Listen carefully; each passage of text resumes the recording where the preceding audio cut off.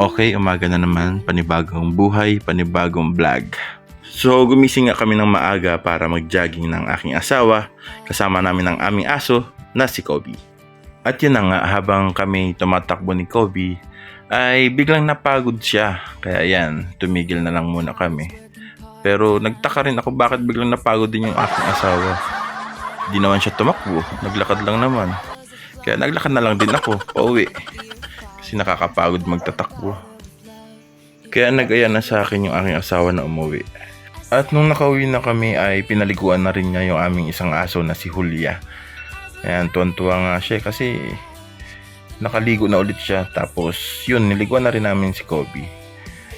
Habang nililiguan si Kobe, sarap na sarap siya. At nagwisik pa nga ng tubig si Kobe. Nabasa tuloy yung aking asawa. At yun, natapos na rin namin paliguan si Kobe. At pagkatapos nga ng mga ginawa namin sa bahay, ay nagbiyahe na rin kami mag-asawa patungo sa aming tindahan. Ito ang Milty Wings. At nakarating na nga kami sa aming tindahan at sinimula na ng aking asawa ang paglilinis ng aming tindahan at ako naman ang gumagawa ng flyers. At ako rin ang nagluluto ng mga lutuin sa tindahan. Yan, katulad ng wings. Thank you sa aming mga customer.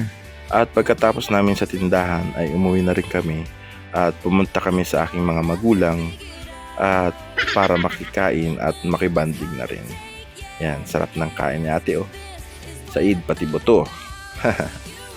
Habang ako naman ay nakikipaglaro kay Rookie, ito yung aming unang aso na Shih Tzu. Yan, ang cute-cute niya. Gigil mo ako. At pagkatapos nilang kumain ay nag-movie marathon din kami. Yan. Happy lang ang buhay. Thank you sa panonood. Huwag kalimutan mag-subscribe. Thank you.